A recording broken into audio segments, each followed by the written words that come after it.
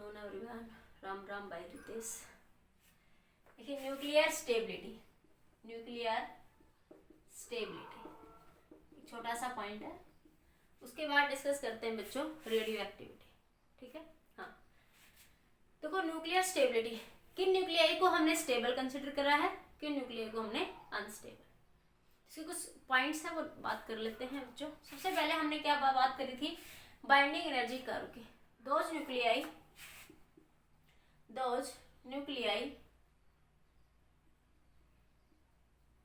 which have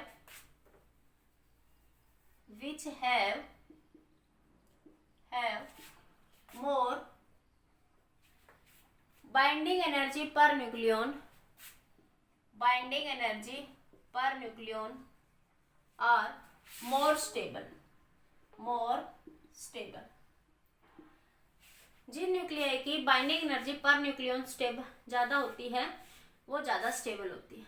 second point बच्चों, हमने neutron proton ratio से क्या करा, हमने न्यूक्लियाई की स्टेबिलिटी को फाइंड आउट किया by the neutron proton ratio, जो मैं आपको मैजिक नंबर बता रही थी वहां पे। ठीक है ना, तो न्यूट्रॉन प्रोटॉन के रेशियो से हमने क्या कंसिडर करा, न्यूक्लियाई का स्टेबिलिटी। तो एन और पी की एक कर्व होती है बच्चों, न्यूट्रॉन प्रोटॉन कर्व। ठीक है, क्या था आपके पास, ये आपके पास स्टेट कर्व थी, उसके बाद ये कर्व ऐसे जाने की बजाय आगे न्यूक्लियाई में कुछ इस तरीके से ये बैंड हो गई ये कर्व। तो जो लाइट न्यूक्लियाई थी, सम लाइट न्यूक्लियाई जिनका मास नंबर लेस देन था 20 से आपके पास। ठीक है, सम लाइट न्यूक्लियाई जिनका मास नंबर 20 से लेस देन था। ठीक है, उनका N/Z रेशियो, इसको P से भी लिख सकते हैं और Z से भी। ठीक है, N/Z रेशियो किसके बराबर था, 1 के। मतलब न्यूट्रॉन और प्रोटॉन लाइट न्यूक्लियाई के लिए लगभग आपके बराबर थे। तो वो न्यूक्लियाई जो है ये स्ट्रेट लाइन कर्व को शो कर रही है। किसको क्यों शो कर रही है, आपकी स्ट्रेट लाइन कर्व को। यहां तक ये स्ट्रेट लाइन कर्व आई आपके पास।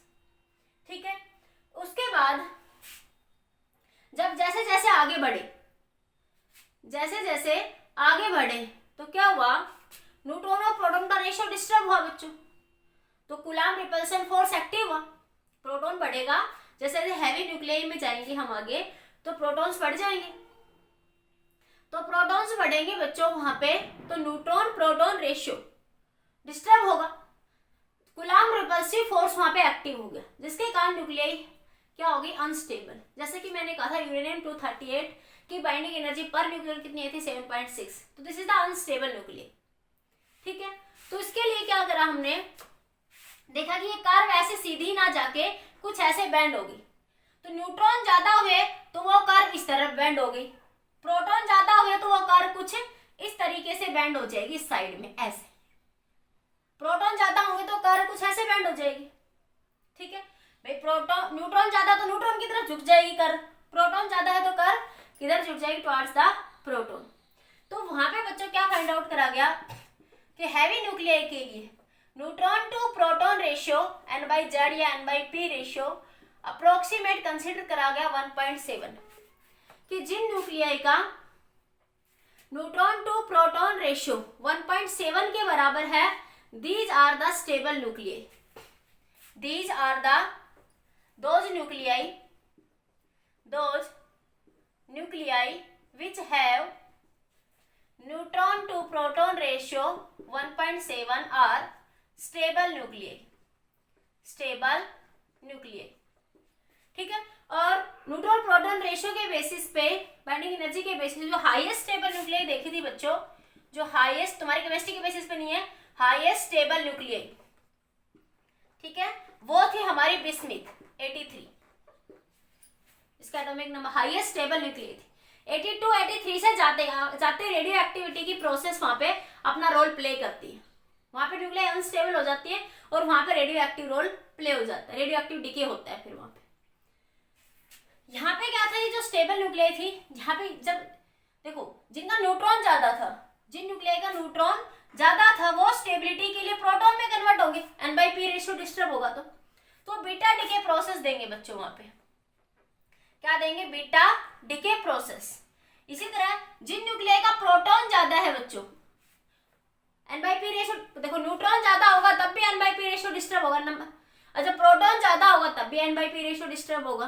तो प्रोटॉन स्टेबिलिटी के लिए किस में कन्वर्ट हो जाते हैं बच्चों? न्यूट्रॉन में, बाय बीटा पॉजिटिव डीके। ये मैं आपको थोड़ी देर में समझाऊंगी डिटेल में, अभी बस ये याद रखो रिएक्शन है कि स्टेबिलिटी के लिए न्यूट्रॉन प्रोटॉन में डिक्रीज होगी बाय बीटा डीके और प्रोटॉन न्यूट्रॉन में बाय बीटा पॉजिटिव डीके। ये neutrino, anti neutrino, neutrino particle है, एलिमेंट्री पार्टिकल होते हैं बच्चों ये। अभी थोड़ी देर के लिए डायरेक्ट याद रख लो, हाँ फिर डिस्कस करते हैं आपका। थोड़ी देर के लिए डायरेक्ट याद रख लो, हाँ यस यस। मैं अभी बताती हूँ ये फिर कैसे आया, अभी बीटा डीके समझा रही हूँ मैं, उसमें समझाऊंगी डिटेल में, हाँ हाँ। उसके बाद बच्चों 4 नंबर पॉइंट लिख लीजिए। 4th पॉइंट था आपका E1 nuclei are most stable, most stable. E1 nuclei are most stable than that of E1 odd, odd E1। ये moderately stable थी, moderately stable। और दूसरा बच्चों odd न्यूक्लियाई जिनका प्रोटॉन और न्यूट्रॉन का नंबर दोनों ओड थे, ठीक है, वो लिस्ट स्टेबल थी, लेस स्टेबल थी। जिनका न्यूट्रॉन प्रोटॉन रेशियो दोनों का इवन था वो मोस्ट स्टेबल थी, ठीक है। जिनका प्रोटॉन रेशियो दोनों का इवन था वो मोस्ट स्टेबल थी। इवन ऑर्डर का मॉडरेटली था, ओड इवन वही बात, जैसे प्रोटॉन इवन है वो ओड हो गया, वो इवन वो ओड, ठीक है। इस तरीके से ओड वाली लेस स्टेबल थी, ठीक है। हाँ एक बार नोट करिए बेटा इसको।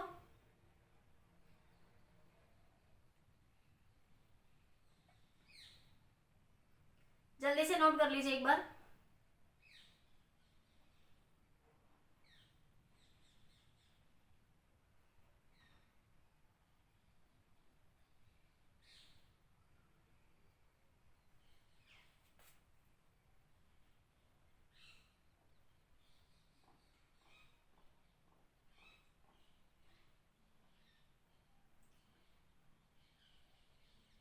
हो गया?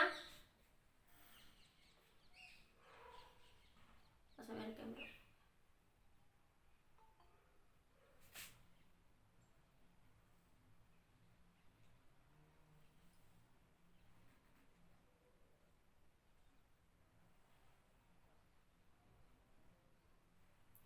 इवन न्यूक्लियाई बच्चों जो कंसिडर हुई है आपकी, इवन न्यूक्लियाई जो है आपकी,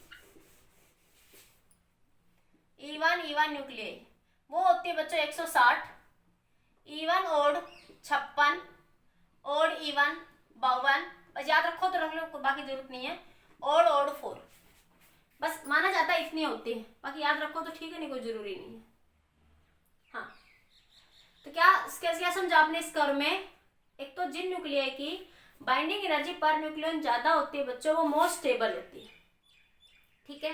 उसके बाद जिन न्यूक्लियाई में न्यूट्रॉन टू प्रोटॉन रेशियो 1.7 था वो सबसे ज्यादा स्टेबल थी, हैवी न्यूक्लियाई। लाइट न्यूक्लियाई में न्यूट्रॉन टू प्रोटॉन रेशियो बराबर है, वो स्टेबिलिटी कर्व में ही लाई कर रही थी। उसके बाद even nuclei most stable than that even odd even nuclei, ठीक है। उसके बाद बात करते हैं बच्चों रेडियो एक्टिविटी प्रोसेस। देखिए आगे रेडियो एक्टिविटी, अगले हेडिंग डालिए रेडियो एक्टिविटी।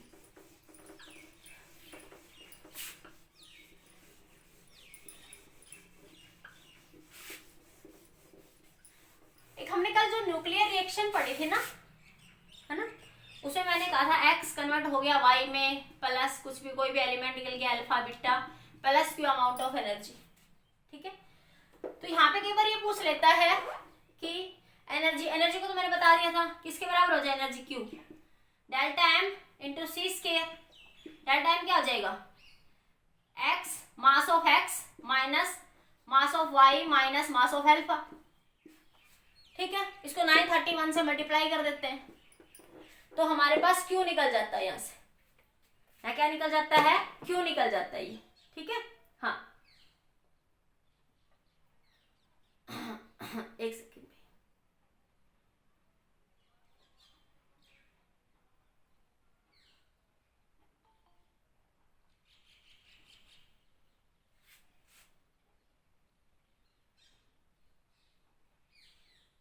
ये महेश की आईडी से कैमरा ऑन करना बेटा अपना एक बार, महेश की आईडी से।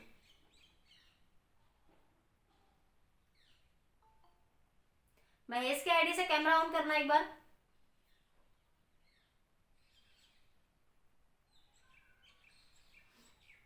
जल्दी से करिए, अदरवाइज मैं आपको रिमूव कर रही हूँ यहाँ से। महेश की आईडी से।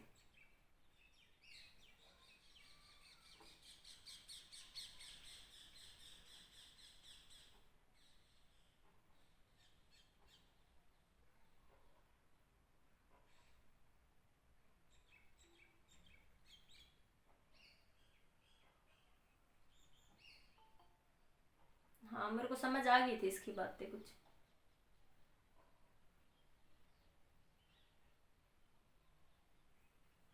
देखिए अब आगे, यहाँ से आगे देखिए। हाँ तो यहाँ पे कई बार वो ये पूछ लेता है क्यू जो रिएक्शन है वो एंडोथर्मिक है या एक्सोथर्मिक है। क्यू की जो वैल्यू, जो ये क्यू वैल्यू निकली, तो रिएक्शन तुम केमिस्ट्री पढ़ते हो एंडोथर्मिक एक्सोथर्मिक। अगर क्यू की वैल्यू पॉजिटिव आती है आपके पास ये, तो क्या बोलोगे? एक्सोथर्मिक रिएक्शन हुई, एक्सोथर्मिक रिएक्शन। ठीक है, अगर क्यू की वैल्यू नेगेटिव है तो क्या बोलोगे? Endothermic, endothermic. कई बार वो यही पूछ लेता है, एनसीईआरटी के क्वेश्चन में पूछा हुआ है कि क्यू क्या ऐसी रिएक्शन होगी, यहाँ पे जो रिएक्शन लिख रखी है ये रिएक्शन कैसी है, ये एक्सोथर्मिक है या एंडोथर्मिक है। ठीक है, तो क्यू की वैल्यू निकाली, अगर ये पॉजिटिव आ रही है तो एक्सोथर्मिक है बच्चों, अगर ये नेगेटिव आ रही है तो रिएक्शन कैसी है बच्चों? Endothermic reaction. ठीक है, तो याद रखने के लिए आप याद रख सकते हो ट्रिक से। एंडो में एन आया ना, न मतलब नेगेटिव, न मतलब नेगेटिव, तो क्यू की वैल्यू नेगेटिव के लिए क्या आ गया? एंडोथर्मिक। ठीक है, हाँ नोट करिए एक बार।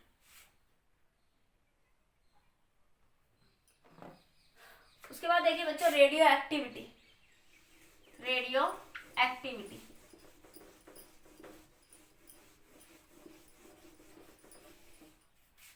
Radio activity, radio activity. देखो रेडियो एक्टिविटी बच्चों एक स्पॉन्टेनियस प्रोसेस है। It is a spontaneous process, it is a spontaneous process. ये एक स्पॉन्टेनियस प्रोसेस है, मतलब अपने आप डिके होता है। कब होता है? When nuclei are unstable, when nuclei are unstable. जब न्यूक्लियाई अनस्टेबल स्टेट में होती है तब आपके पास वो अपने आप डिके हो जाती है। जब न्यूक्लियाई अनस्टेबल स्टेट में होती है बच्चों, तो स्टेबिलिटी के लिए बेटा अपने आप डिके हो जाती है। ऐसी प्रोसेस को बोलते हैं बच्चों radio active process, radio active decay. इसको क्या बोलते हैं? Radio active decay. डिके का मतलब ब्रेक हो जाना, टूट जाना। आइदर अल्फा एमिशन हुआ, आइदर बीटा एमिशन हुआ, आइदर गामा एमिशन हुआ। अल्फा बीटा गामा एमिशन जो भी हुआ, न्यूक्लियाई ब्रेक हो गई, उसे बोलते हैं बच्चों रेडियो एक्टिविटी। ये एक स्पॉन्टेनियस प्रोसेस है आपके पास। ठीक है, देखिए जब न्यूक्लियाई अनस्टेबल स्टेट में होंगी तो स्टेबिलिटी के लिए क्या हो जाती है? ब्रेक हो जाती है। ठीक है, उसे बोलते हैं रेडियो एक्टिव डिके प्रोसेस। इसके बारे में सबसे पहले किसने बताया था बच्चों? बैकुरल ने, बैकुरल ने।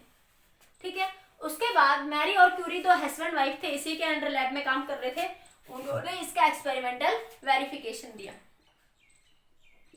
मैरी एंड क्यूरी, ये दोनों हस्बैंड वाइफ थे, इन्होंने इसके बारे में डिस्कस किया। ठीक है, तो यूनिट ऑफ रेडियो एक्टिविटी होती है बच्चों रदरफोर्ड। एक तो होती है उसके बाद डिके, रेडियो एक्टिव डिके के बारे में जो बताया बच्चों, अल्फा बीटा गामा डिके, वो रदरफोर्ड ने बताया। रदरफोर्ड ने ये डिके दिया। तो इसके बेसिस पे हम रेडियो एक्टिविटी की यूनिट लिखते हैं, रेडियो एक्टिविटी यूनिट। ठीक है, तो 1 बैक्यूरल होता है बच्चों 1 डिके पर सेकेंड, 1 डिके पर सेकेंड। 1 बैक्यूरल किसके बराबर होता है? 1 डिके पर सेकेंड। 1 क्यूरी होता है बच्चों 3.7 10⁻10 डिके पर सेकेंड। और डिके पर सेकेंड को क्या कह रहे हैं बच्चों? बैक्यूरल। डिके पर सेकेंड, या फिर इसको लिख सकते हैं बैक्यूरल। एक होता है बच्चों आरडी रदरफोर्ड, वो होता है 10⁻6 बैक्यूरल के बराबर, 10⁻6 बैक्यूरल। बैक्यूरल या फिर डिके पर सेकेंड, बैक्यूरल या फिर डिके पर सेकेंड। इसको हम ऐसे भी लिख सकते हैं, देखो ये 10⁻6 बैक्यूरल के बराबर है तो 3.7 10⁻4 क्यूरी के बराबर लिख सकते हैं इसको। ठीक है, क्योंकि देखो इसमें से 10⁻6 घटा लो तो 10⁻6 किस में चला गया? बैक्यूरल में। तो हम इसको इस तरीके से भी लिख सकते हैं अरेंज करके। ठीक है, तो ये यूनिट होती है रेडियो एक्टिविटी की। डिस्कवरी किसने दी थी? बैक्यूरल ने। एक्सपेरिमेंटली मैरी और क्यूरी ने बात करा था। रदरफोर्ड ने सिर्फ डिके बताया था। अभी रदरफोर्ड डिके को बात करते हैं अभी। ठीक है, तो सबसे पहले अगर यूनिट मेन पूछे तो आपकी बैक्यूरल होगी, इसका एक्सपेरिमेंटल वेरिफिकेशन बैक्यूरल ने ही दिया था हमें। सबसे पहले जो डिस्कवरी दी थी रेडियो एक्टिविटी की वो बैक्यूरल ने दी थी। मैरी और क्यूरी तो हस्बैंड वाइफ थे, उन्होंने लैब में काम कर रहे थे उसी के अंडर, उनने फिर एक्सपेरिमेंटली इस पे काम किया। उसके बाद बात करते हैं Rutherford radio active decay experiment. Rutherford radio active experiment.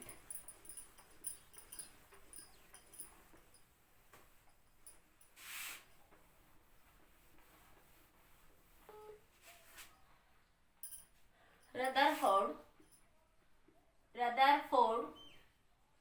Radio active experiment. देखिए क्या था बच्चों, रदरफोर्ड ने क्या करा, एक लेड कैविटी ली।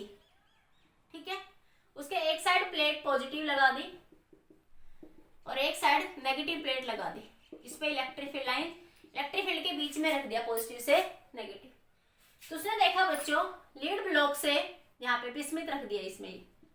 ठीक है, रेडियो एक्टिव एलिमेंट कौन से होते हैं बच्चों? Polonium, radium, uranium. Polonium, radium, uranium, actinium, ये सारे एलिमेंट कैसे होते हैं बच्चों? रेडियो एक्टिव एलिमेंट्स, जिनका एटॉमिक मास नंबर 82 से बच्चों ज्यादा होता है, वो सारे अनस्टेबल होते हैं। वो सारे क्या होते हैं? अनस्टेबल एलिमेंट्स होते हैं। और जो अनस्टेबल एलिमेंट होगा वही रेडियो एक्टिव प्रोसेस को शो करेगा। ठीक है, जनरल एग्जांपल के लिए यूरेनियम, पोलोनियम, एक्टिनियम, ये सारे एग्जांपल्स किसके होते हैं बच्चों? रेडियो एक्टिविटी के। ठीक है, तो इसने देखा इस लेड ब्लॉक से कुछ रे तो ऐसी निकली जो सीधी चली गई। ठीक है, और कुछ रे बच्चों ऐसी हुई जो नेगेटिव प्लेट की साइड चली गई, और कुछ रे ऐसी थी जो पॉजिटिव प्लेट की साइड चली गई। जो नेगेटिव प्लेट की साइड चली गई बच्चों वो उन रेज को क्या कहा गया? अल्फा रे। जो पॉजिटिव प्लेट की साइड गई उन्हें क्या कहा गया बच्चों? बीटा रे। और जो सीधी चली गई उन्हें कहा गया बच्चों गामा रे। ठीक है, अल्फा रे कौन सी होंगी बच्चों? जिन पर चार्ज कैसा होता है? पॉजिटिव। बीटा रे कौन सी होंगी बच्चों? जिन पे चार्ज कैसा होता है बेटा? नेगेटिव। और गामा रे जिन पे नो चार्ज, जिसको आप फोटोन के नाम से जानते हैं, नो चार्ज। तो अल्फा रे पॉजिटिव थी बच्चों, वो नेगेटिव से प्लेट की साइड अट्रैक्ट होगी। बीटा रे नेगेटिव थी, वो पॉजिटिव साइड की साइड डिफ्लेक्ट होगी। और जिन पे कोई चार्ज नहीं था बच्चों वो सीधे ही निकल गई, वो किसी भी प्लेट की साइड डिफ्लेक्टेड नहीं हुई आपकी। ठीक है, तो ये अभी मैं इनका डिफरेंस लिखूंगी अल्फा बीटा गामा का। हाँ, तुम्हारी बुक में पॉइंट्स दे रखे हैं 10-10। ठीक है, आपकी एसएल वाली बुक में या जिसमें किसी बुक में पढ़ोगे लेकिन मैं उन सबका डिफरेंस लिखूंगी एक बार, वो आप बुक से पढ़ लेना। मैं सारा उसका एक कंक्लूजन डिफरेंस में लिखवा दूंगी। ठीक है, तो आप ये भी एक पॉइंट बन जाएगा कि alpha ray deflected by magnetic field, beta ray deflected by electric magnetic field, but gamma ray does not deflected by the electric field because they does not have any charge. तो इसे electromagnetic wave, इसे question ये बन सकता है यहाँ से, देखो पूछा जाता है कई बार, electromagnetic wave can not be deflected by the electromagnetic waves cannot be deflected by the gamma rays, no sorry, electric magnetic field, electric और मैग्नेटिक फील्ड, गामा रे क्या है बच्चों, गामा फोटॉन्स, जिनको हम इलेक्ट्रोमैग्नेटिक रेज के नाम से जानते हैं, they can not be deflected by electric और मैग्नेटिक फील्ड। अब मैं अल्फा बीटा गामा रेज का डिफरेंस लिखवा देती हूँ, ठीक है, और आपके जो मोस्ट इंपॉर्टेंट पॉइंट है वो याद करवा देते हैं, जो आपके अक्सर एग्जाम से पूछ लिए जाते हैं। नोट करिए यहाँ से एक बार,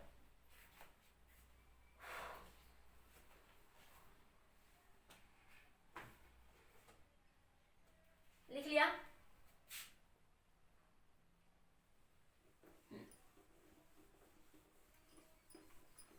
आगे देखिए,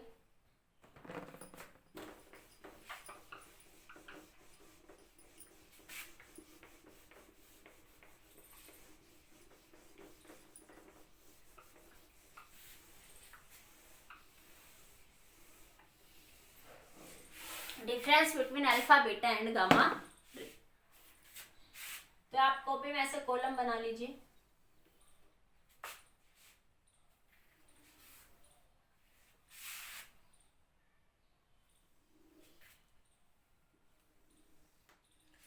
alpha beta and gamma ray features, यहाँ लिखो फीचर्स, यहाँ लिखो अल्फा पार्टिकल, यहाँ पे लिखो बीटा पार्टिकल्स, और यहाँ लिख लो गामा पार्टिकल्स, गामा रे या गामा पार्टिकल्स, ठीक है। अल्फा रे, बीटा रे और गामा रे, ठीक है। सबसे पहले बात करते हैं बच्चों आइडेंटिटी। आइडेंटिटी क्या हो सकती है? अल्फा पार्टिकल किसके नाम से जानते हो? हीलियम, ठीक है। बीटा पार्टिकल्स को जो इलेक्ट्रॉन्स होते हैं आपके पास, और गामा रेज क्या होती है बच्चों? गामा फोटॉन्स, गामा फोटॉन्स, पहला पॉइंट। दूसरा पॉइंट बच्चों charge, charge on alpha particle क्या होगा बच्चों?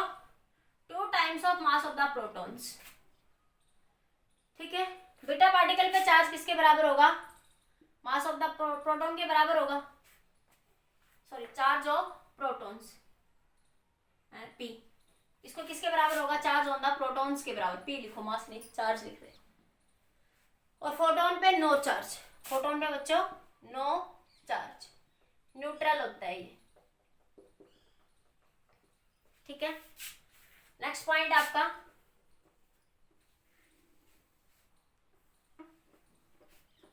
मास की बात कर लेते हैं। मास क्या होगा? 2 टाइम्स ऑफ प्रोटॉन्स, ठीक है। Mass of the alpha particle क्या होगा? 2 times of the mass of the protons. इसका मास किसके बराबर होगा? मास ऑफ द इलेक्ट्रॉन के बराबर होगा बीटा रेज का, जो कि कितना होता है? 9.1 × 10⁻³ किलोग्राम, ठीक है। Gamma photon rest mass of photon क्या होता है बच्चों? रेस्ट मास ऑफ फोटोन क्या होता है? 0। रेस्ट मास ऑफ फोटोन क्या हो जाएगा आपका? 0, ठीक है। स्पीड किसके बराबर होती है? 10⁻⁷ मीटर पर सेकेंड टू 2.2, थोड़ा बहुत ऑर्डर चेंज मिल सकता है, मीटर पर सेकेंड। हाँ, जो मास है अल्फा पार्टिकल का वो डिफरेंट न्यूक्लियस के लिए डिफरेंट होगा, डिपेंड करेगा नेचर ऑफ न्यूक्लियस। जो स्पीड होगी, sorry speed of alpha particle depends on the different nucleus, ठीक है। Speed of alpha particle depends on the nature of nucleus,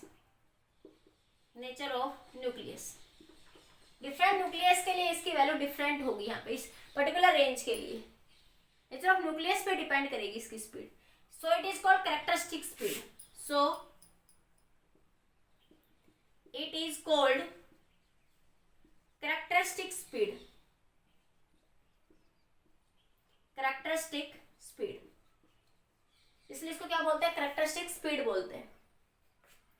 इसकी जो स्पीड है 1% of speed of light, C क्या speed of light, to 99% of speed of light, C क्या speed of light, speed of light. एक ही nucleus के लिए इस रेंज में डिफरेंट स्पीड हो सकती है। For same nucleus different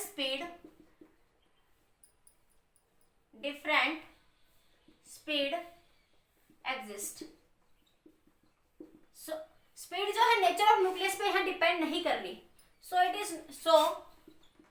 it is not a characteristic speed,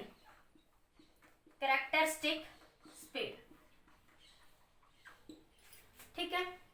इसकी स्पीड किसके बराबर होती है, स्पीड ऑफ लाइट के। फोटॉन्स या इलेक्ट्रोमैग्नेटिक रेडिएशंस की जो स्पीड होती है वो किसके बराबर होती है, स्पीड ऑफ लाइट के। इसमें सेम न्यूक्लियस के लिए इस रेंज में कोई भी स्पीड एग्जिस्ट कर सकती है।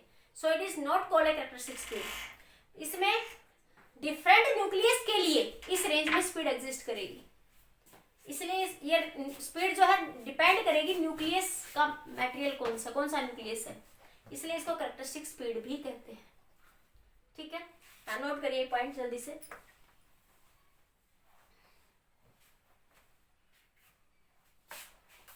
एक पॉइंट और लिख देते, स्पेक्ट्रम आ जाएगा नीचे, दिख रहा है स्पेक्ट्रम। ये कौन सा स्पेक्ट्रम शो करता है, लाइन, लीनियर और डिस्क्रीट,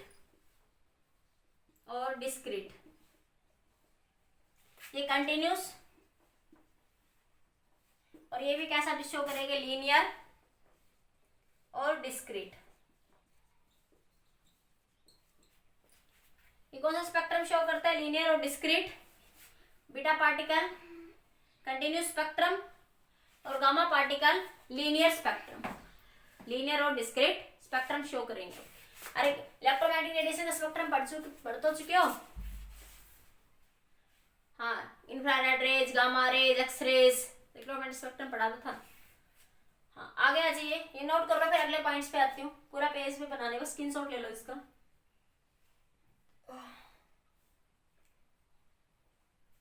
हो गया, हाँ, आगे देखिए।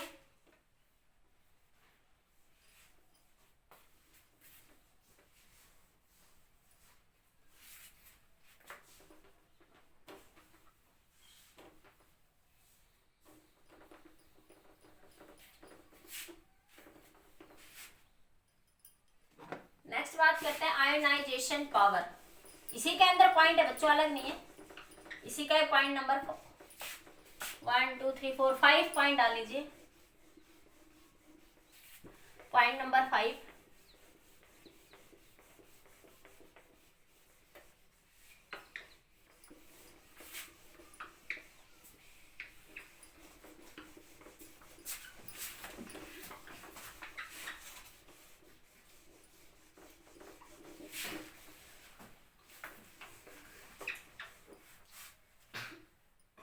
Point number 5,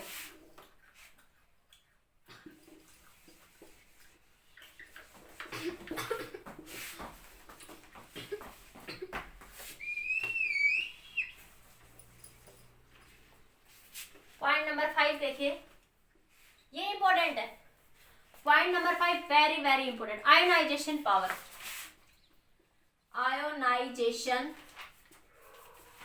power, ionisation power. Ionisation power क्या होगी बेटा, अल्फा पार्टिकल की, जैसे मान ले गामा पार्टिकल की 1 मान ले, ठीक है, तो अल्फा पार्टिकल की 10 power 4 times of gamma ray होती है, gamma ray 10 power 4 times of gamma rays, ठीक है। बीटा पार्टिकल की 100 टाइम्स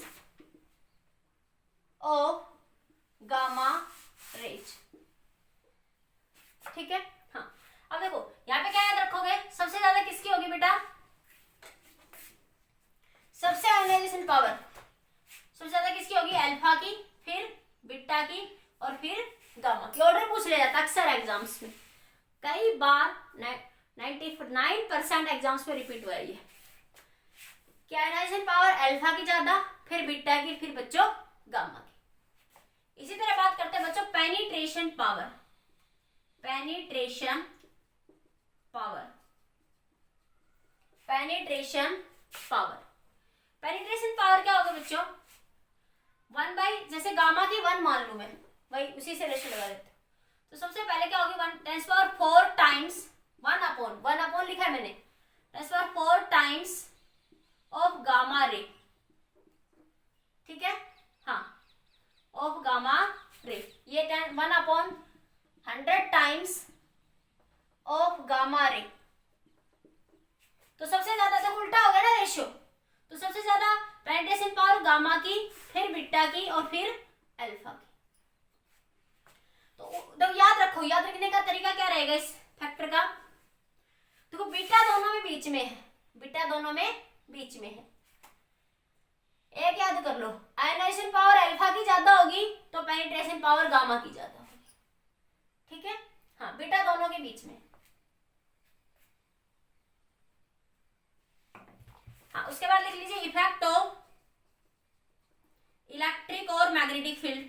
इलेक्ट्रिक फील्ड को ई से लिखते हैं, मैग्नेटिक फील्ड को बी से, तो लिख लो deflected by magnetic field, deflected by electric और मैग्नेटिक फील्ड। ये भी लिख लो डिफ्लेक्टेड बाय इलेक्ट्रिक और magnetic field but more than alpha, but deflection is more than alpha, but deflection is more than alpha। Gamma particles neutral होते हैं, इन पे कोई चार्ज या कोई मास नहीं होता। क्या लिखोगे, नॉट डिफ्लेक्टेड, कोई नॉट डिफ्लेक्टेड बाय इलेक्ट्रिक और magnetic field, not deflected by electric और मैग्नेटिक फील्ड।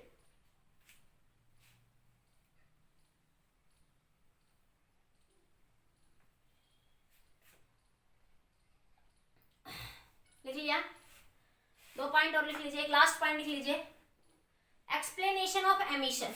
ये हटा दूं मैं, एक बार ले लो, स्क्रीनशॉट ले लो। Explanation of emission, explanation of emission, ये पॉइंट हटा रही हूं मैं। Explanation of emission, emission phenomena जो है अल्फा पार्टिकुलर किससे एक्सप्लेन करते हैं, बाय टनल इफेक्ट। किससे एक्सप्लेन करते हैं, बाय टनल इफेक्ट, बाय, मैं समझाऊंगी इसको, टनल इफेक्ट। अल्फा पार्टिकल में जो एमिशन होता है वो किसके बेसिस पे होता है बच्चों, बाय टनल इफेक्ट, ठीक है। बीटा में बच्चों by weak nuclear interaction, by weak nuclear interaction, by weak nuclear interaction, ठीक है। On the basis of energy levels, on the basis of energy levels, note कर लीजिए, ये अल्फा बीटा और गामा का डिफरेंस।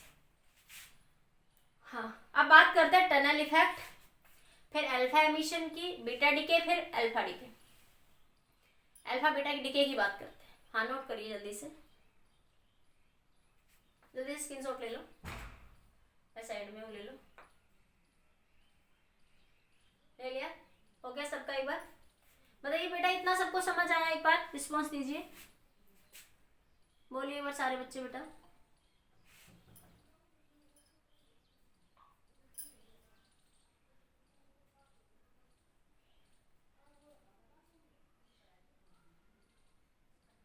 ओके ओके, चलो ठीक है।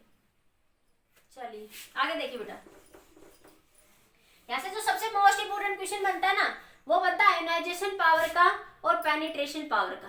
तो याद रखो आयोनाइजेशन बीटा दोनों के बीच में आएगा, आयोनाइजेशन पावर अल्फा की ज्यादा होगी तो पेनिट्रेशन पावर गामा की। वैसे देखो तुमने देखा था कि गामा की फ्रीक्वेंसी सबसे ज्यादा होती है ना, तो उसकी एनर्जी सबसे ज्यादा होगी, तो उसकी पेनिट्रेशन पावर भी क्या होगी, सबसे ज्यादा।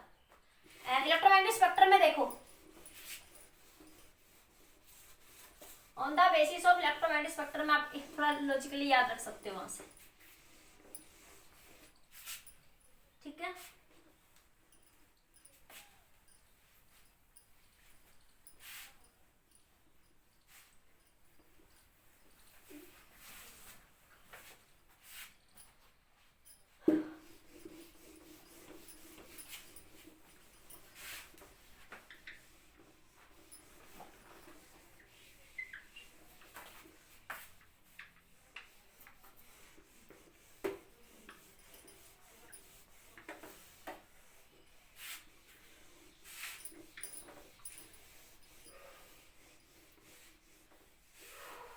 हेडिंग डालो बच्चों, tunnel effect, tunnel effect, tunnel effect.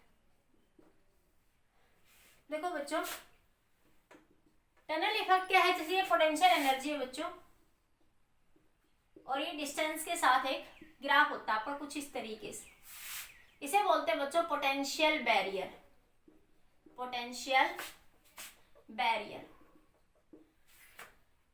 ठीक है, बैरियर।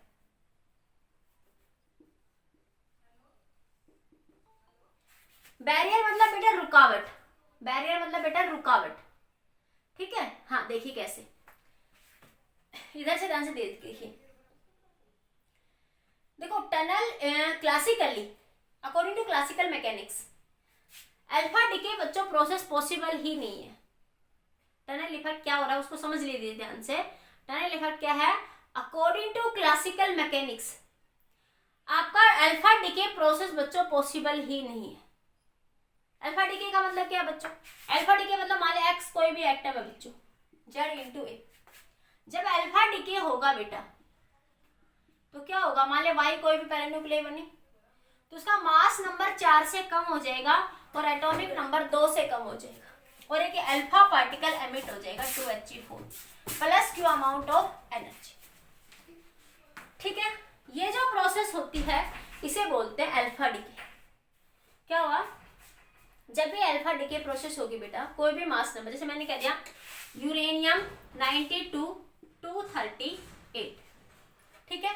तो जो अल्फा डिके हुआ बेटा तो क्या हुआ, हमारे पास थोरियम बना 9234, इसका एटॉमिक नंबर 2 से कम हो गया, इसका मास नंबर 4 से कम हो गया, और एक हीलियम पार्टिकल बाहर निकल गया 2He4 plus Q amount of energy release हो सकती है, नहीं वो देख लेंगे, ठीक है।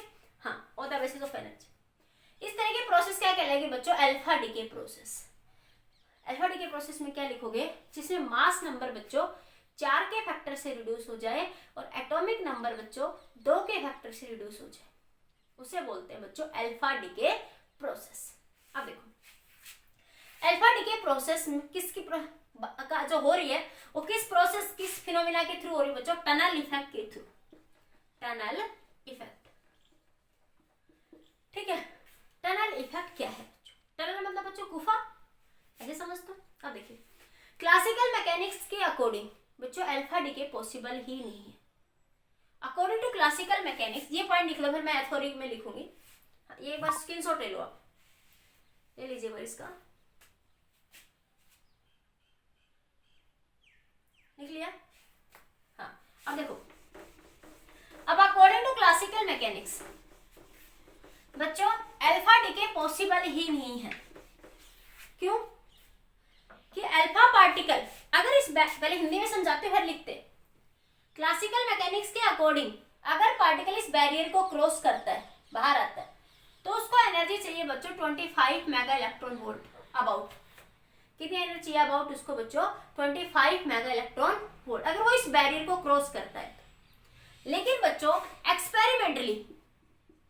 एक्सपेरिमेंटली क्या पाया गया बच्चों, कि जो अल्फा पार्टिकल है, energy of alpha particle, energy of alpha particle कितनी होती है बेटा? 4 मेगा इलेक्ट्रॉन वोल्ट। देखो तुम्हें सीढ़ियां चढ़नी है तो उसके लिए एनर्जी कितनी चाहिए आपको? मान लीजिए आपका एक नाला है, आपको एक इस नाले से इधर क्रॉस करके जाना है, ठीक है? उसको क्रॉस करके आप कैसे जाएंगे बच्चों? अगर तुम्हारी एनर्जी तुम्हारी एनर्जी 25 मेगा इलेक्ट्रॉन वोल्ट है तो तुम क्रॉस कर जाओगे। अब मैं 3 साल के बच्चे से कहूँ इस नाले को कूद के इधर चला जा, तो नहीं जा सकता। तो देसी भाषा में नाला क्या है? हमारा बैरियर, पोटेंशियल बैरियर। तो अल्फा पार्टिकल जब डिके होगा न्यूक्लियस से बाहर निकलेगा, क्योंकि न्यूक्लियस में बच्चों प्रोटॉन और न्यूट्रॉन डिफरेंट एनर्जी लेवल्स में लाई कर रहे हैं आपके, ठीक है? हाँ, तो उसको इस बैरियर को क्रॉस करके बाहर निकलना है अल्फा पार्टिकल को डिके होने के लिए। तो कैसे निकले बच्चों? उसको बाहर निकलने के लिए एनर्जी चाहिए बच्चों, क्लासिकली इतनी एनर्जी चाहिए। लेकिन बाद उसके पास एनर्जी एक्सपेरिमेंटली क्या पाई गई कि alpha particle have only 4 mega electron volt energy. तो फिर वो इस बैरियर को कैसे बाहर करके अल्फा डीके पॉसिबल ही नहीं है क्लासिकली। क्लासिकली मैं यहाँ पे लिखती हूँ, classically according to classical mechanics, according to classical mechanics, classical mechanics alpha particle, alpha decay not possible, not possible because for crossing the barrier, for crossing the barrier alpha particle required 25 mega electron volt energy, but experimentally alpha particle have only 4 mega electron volt energy. So not possible classically alpha decay not possible. Classically ये possible नहीं है कि alpha decay process हो बच्चों आपके पास। तो फिर भाई क्या होगा बच्चों? लेकिन but quantum mechanically,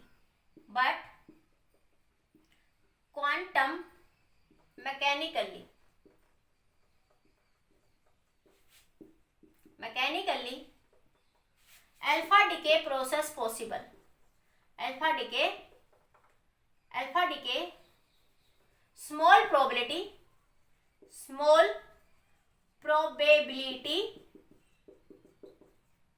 with small probability possible, but quantum mechanically with small probability alpha decay possible. हाँ, एक बार नोट करिए, फिर मैं इधर समझाती हूँ इस चीज को। नोट कर लीजिए जल्दी से।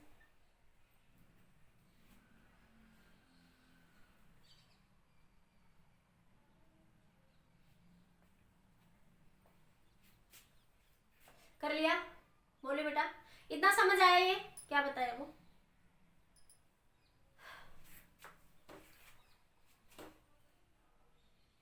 चलिए ठीक है, अब देखो इधर देखो कैसे। अब मैं पहले एक एग्जांपल देती हूँ तुम्हें इस बात को समझाने के लिए। एग्जांपल से पहले मैं समझाती हूँ, पर देख तू कौन बच्चा कैच करता है इस बात को। फिर एग्जांपल दो, फिर देसी भाषा के एग्जांपल से समझ जाएगी। मैंने कहा but quantum mechanically alpha decay with small probability possible. Alpha decay with small probability possible है, विद स्मॉल प्रोबेबिलिटी, ठीक है? हाँ, because with its own energy, own kinetic energy and small size of alpha particle,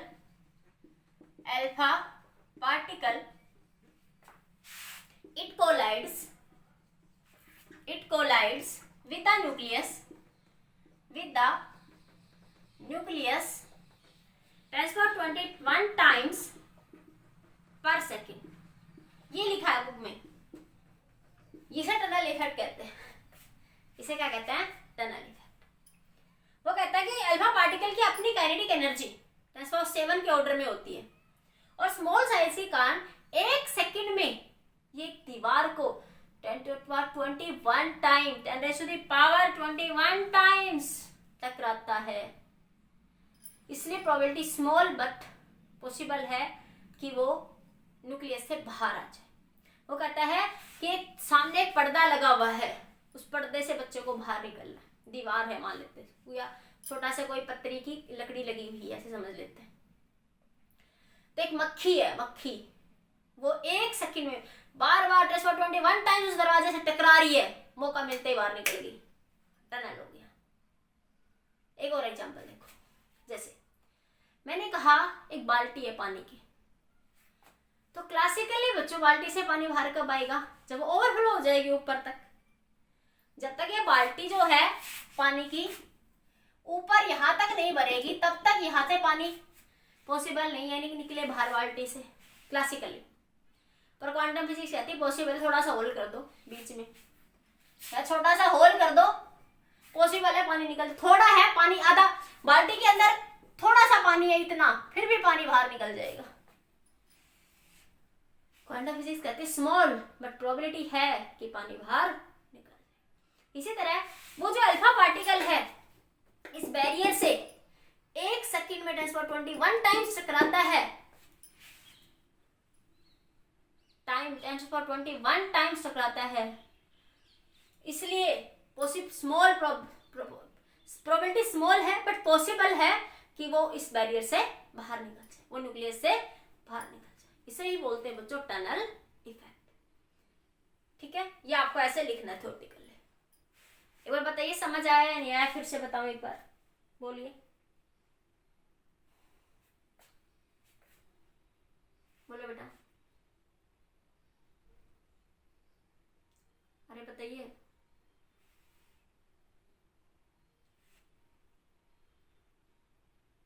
आ गया, ठीक है, note करो। हाँ, alpha decay समझ आ गया। ये आपका अल्फा डीके था जिसमें मास नंबर 4 से कम होगा, एटॉमिक नंबर 2 से। अब बीटा डीके की बात करते हैं। अब बात करते हैं बीटा डीके प्रोसेस की। Beta decay process, beta decay बच्चों 2 क्राइटेरिया बात करते हैं, बीटा पॉजिटिव और बीटा नेगेटिव।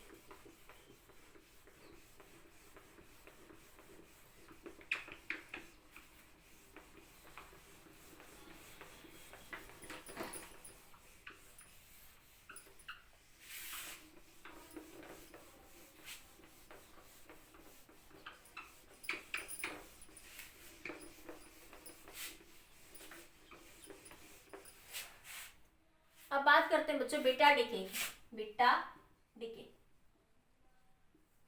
इसे बात करते हैं बच्चों, एक बीटा पॉजिटिव डीके, एक होता है बच्चों बीटा नेगेटिव डीके।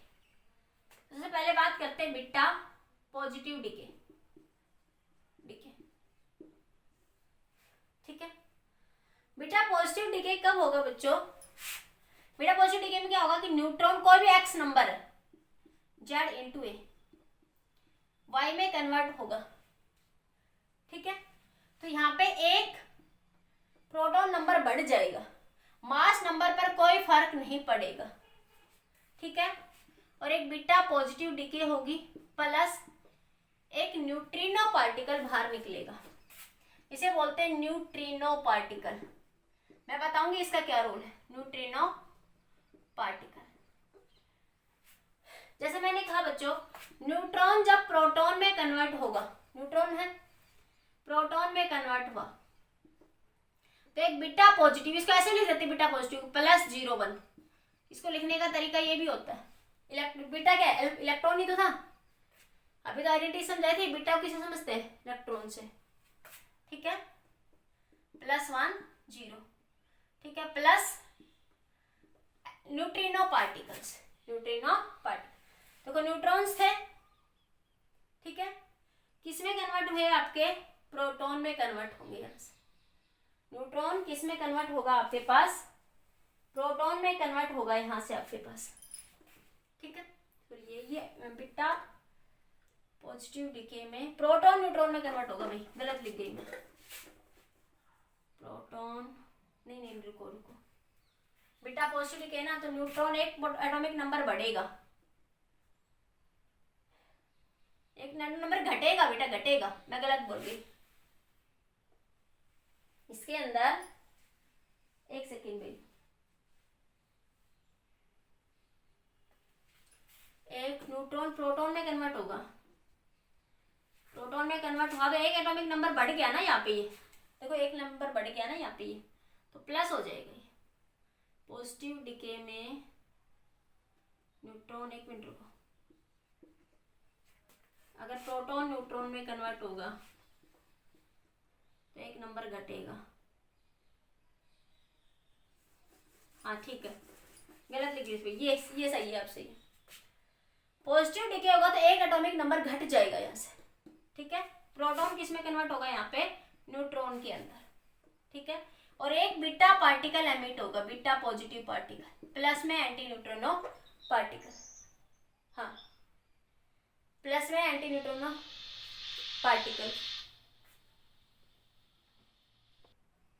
हाँ ये इंपॉर्टेंट है, ध्यान से देखो, हाँ ये प्लस माइनस कंफ्यूजन हो जाता है। इसको मैं ऐसे लिख सकती हूँ कि प्रोटॉन जब न्यूट्रॉन में कन्वर्ट होगा तो एक क्या निकलेगा, इलेक्ट्रॉन पॉजिटिव प्लस में न्यूट्रिनो पार्टिकल। ये थोड़ा सा समझने में टाइम लगेगा, 5-7 मिनट बाद अच्छे से समझ आ जाएगा ये।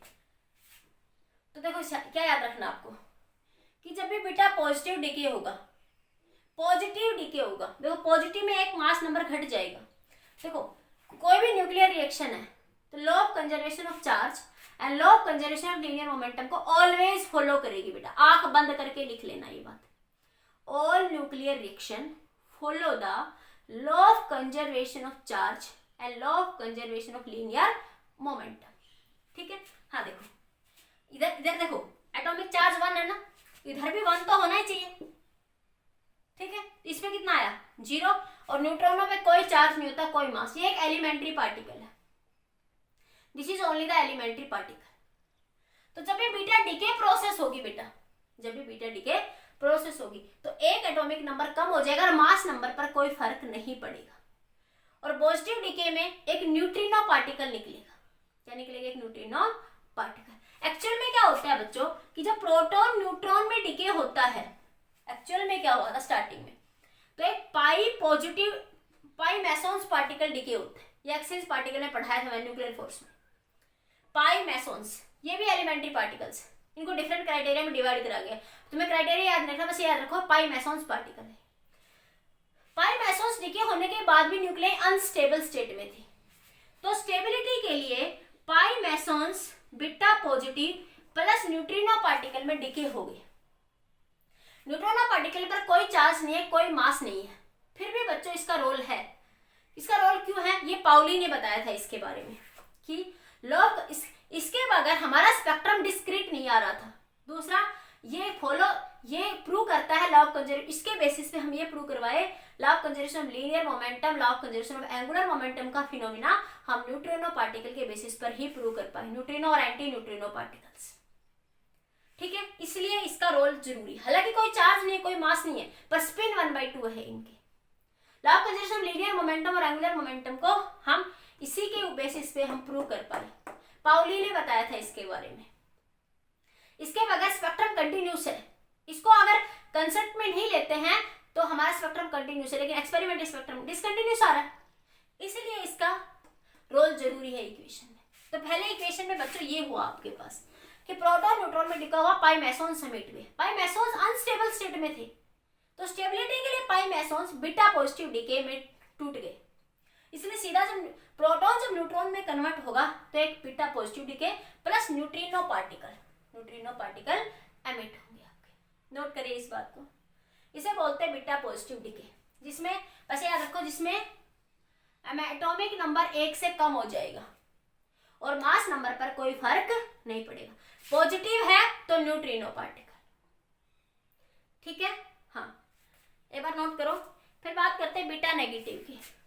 हाँ बस एक छोटा सा पॉइंट हो, 2-4 मिनट हो, अभी 12-10 तक तो क्लास है ही, 5-7 मिनट ऊपर नीचे चल सकते हैं, नोट कर लीजिए, हो गया। अब बात करते हैं बच्चों बीटा नेगेटिव डीके की। ये बीटा पॉजिटिव था, अब मैं यहाँ लिख देती हूँ।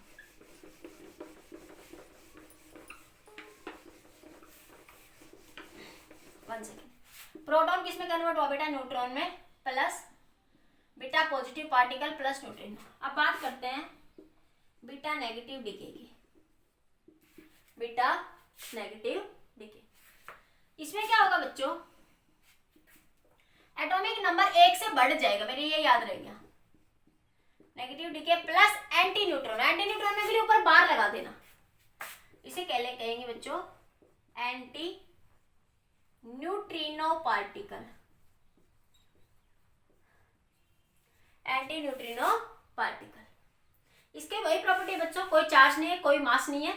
ये न्यूट्रिनो का एंटी पार्टिकल है, स्पिन 1/2 है। ये भी law of conservation of linear momentum के लिए इसका रूल फॉलो करते हैं, ठीक है। हाँ, ये जरूरी था इक्वेशन में कंसीडर करना। तो इसमें जैसे बच्चों न्यूट्रॉन किसमें कन्वर्ट होगा? प्रोटॉन में। तो देखो यहाँ कोई चार्ज नहीं है, जीरो है। कोई भी nuclear reaction law of conservation of linear momentum charge और को फॉलो करेगी। प्लस एक बच्चों anti neutrino particle, beta negative decay हुआ, प्लस एंटी न्यूट्रिनो। ये न्यू सा बना के फिर ऐसे बार लगा दिया। अब देखो यहाँ चार्ज इधर +1 है, ये एक -1, तो इधर भी नेट चार्ज 0, इधर भी नेट चार्ज 0। लेफ्ट साइड में जो चार्ज होगा फिर राइट साइड में होगा, और इसके ऊपर तो कोई चार्ज होता ही नहीं है, ठीक है। हाँ, इसमें भी वही बच्चों सेम बात आएगी कि जब पहले रिएक्शन में क्या हुआ, न्यूट्रॉन प्रोटॉन में कन्वर्ट हुआ, तो पाई नेगेटिव मेसोन्स, मेसोन्स बोलते हैं इसको, मेसोन्स, ठीक है। ये अनस्टेबल स्टेट में था, ये अनस्टेबल था। स्टेबिलिटी के लिए पाई मेसोन्स बीटा नेगेटिव और एंटी न्यूट्रिनो पार्टिकल में टूट गया। इसमें टूट गया एंटी न्यूट्रिनो पार्टिकल। तो जब भी बच्चों बीटा नेगेटिव डीके होगा तो एटॉमिक नंबर 1 से बढ़ जाएगा और मास नंबर पर कोई फर्क नहीं पड़ेगा, ठीक है। मास नंबर पर कोई फर्क नहीं पड़ेगा। नोट करिए इस बात को। फिर एक बार इनकी प्रॉपर्टी लिख देते हैं।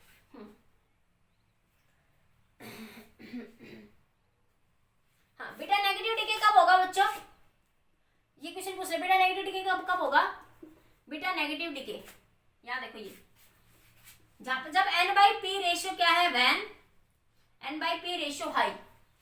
N/P रेशियो स्टेबिलिटी को बताता है, तो N/P रेशियो हाई होगा तो स्टेबिलिटी के लिए न्यूट्रॉन प्रोटॉन में कन्वर्ट हो जाएंगे। और बीटा पॉजिटिव डीके कब होगा बच्चों? जब N/P रेशियो क्या है, लो है। तो स्टेबिलिटी के लिए प्रोटॉन किस में कन्वर्ट होंगे बच्चों? न्यूट्रॉन्स में कन्वर्ट होंगे। स्टेबिलिटी के लिए प्रोटॉन्स किस में कन्वर्ट होंगे? न्यूट्रॉन्स में। तो बीटा पॉजिटिव डीके कब होगा?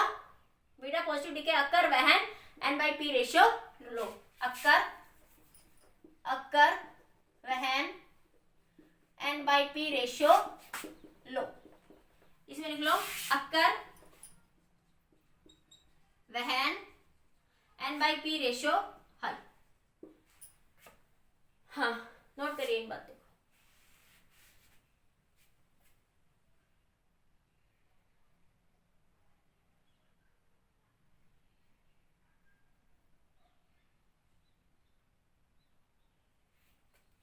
हो गया? आगे देखिए, तो क्या सीखा आपने? एक बार शॉर्ट में देखिए।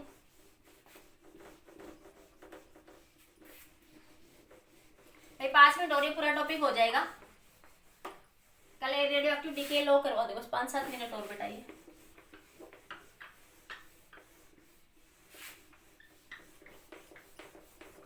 देखो एक बार सारा बता देती हूँ, फिर एक बार इनकी प्रॉपर्टी और है 5-7, वो लिख लेना। देखो सबसे पहले पढ़ा बेटो अल्फा डीके। जेड कोई भी नंबर है तो 2 से घट जाएगा जब एटॉमिक नंबर मास नंबर 4 से अल्फा पार्टिकल 2He4 बाहर निकल जाएगा। जब भी बीटा नेगेटिव डीके होगा तो एटॉमिक नंबर नेगेटिव में 1 बढ़ जाएगा, नेगेटिव में 1 बढ़ जाएगा। मास नंबर पे कोई फर्क नहीं पड़ेगा, एक एंटी न्यूट्रिनो पार्टिकल बाहर निकलेगा। देखो इलेक्ट्रॉन नेगेटिव निकला ना, याद रखने के लिए देखो, नेगेटिव निकलेगा तो उसके साथ एंटी न्यूट्रिनो, नेगेटिव मतलब एंटी, ठीक है। इसका एग्जांपल क्या दिया था कि न्यूट्रॉन किसमें कन्वर्ट होगा? प्रोटॉन में, प्लस एक negative particle plus anti neutrino particles. जब बीटा पॉजिटिव डीके होगा तो मास नंबर 1 से घट जाएगा, एक बीटा पॉजिटिव पार्टिकल, एक न्यूट्रिनो पार्टिकल, ठीक है।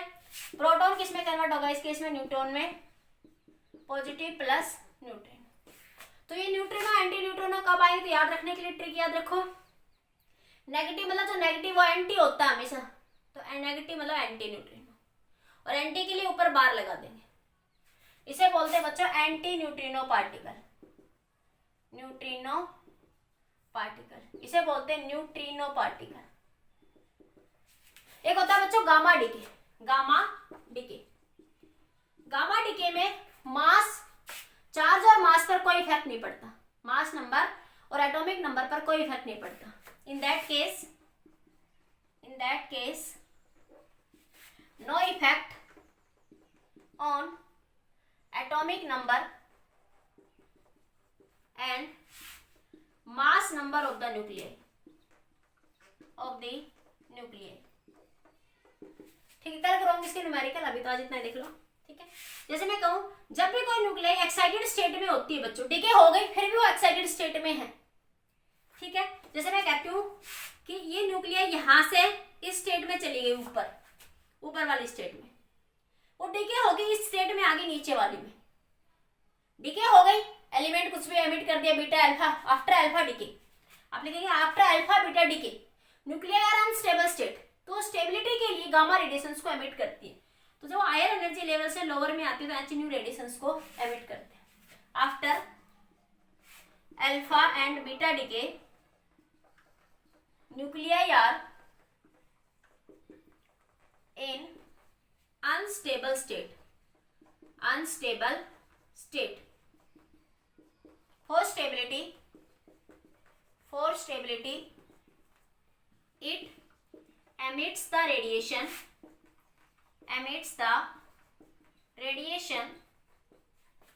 gamma ray। बस कुछ नहीं करना इस केस में, एक बार लिख लो, बस ये लिखना। जैसे मैं कहूं एक्स कोई भी एटम था, वो एक्साइटेड स्टेट में था बच्चों, Z/A, वाई बन गया, जैसे कोबाल्ट था, कोबाल्ट स्टार कह दूं मैं, स्टार, तो कोबाल्ट ही रहेगा बच्चों, यहाँ पे एक्स ही रहेगा, ये ZEA, ठीक है। बस एच न्यू रेडिएशंस को एमिट कर देगा, और स्टेबिलिटी के लिए वो गामा रेडिएशंस बाहर निकल जाएंगे, तो जब भी गामा डीके होगा तो मास नंबर और एटॉमिक नंबर पर कोई फर्क नहीं पड़ेगा, ठीक है। हाँ, कल न्यूमेरिकल कल करवाती हूँ इसके, फिर हाँ एक बार मैं अटेंडेंस ले लेती हूँ, आज के लिए इतना ही। कल इसमें कुछ इंपॉर्टेंट पॉइंट भी लिखूंगी, न्यूट्रिनो एंटी न्यूट्रिनो की प्रॉपर्टी और अल्फा बीटा डीके की प्रॉपर्टी लिखवा दूंगा।